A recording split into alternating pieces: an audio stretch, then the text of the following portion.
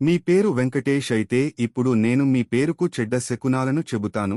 మీరు వీటిలో ఏదైనా ఎదుర్కొంటే దయచేసి జాగ్రత్తగా ఉండండి.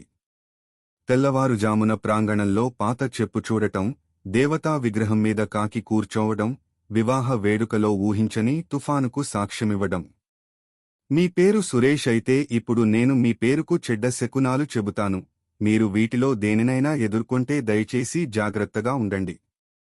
పండుగ సమయంలో పటాకులు విఫలమై ఆరిపోవడాన్ని చూడటం, రాత్రిపూట కిటికీకి పక్షి కొట్టిన శబ్దం వినడం, మీ ఇంటి సమీపంలోని చెట్టుపై అల్లుకున్న గాలిపటం తీగను చూడటం.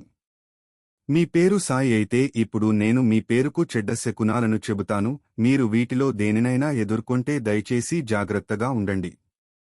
అర్ధరాత్రి నెమలి బిగ్గరగా అరుపు వినడం, ప్రార్థనల సమయంలో నూనె చిందడం, కాంతి మూలం లేని నీడను చూడడం.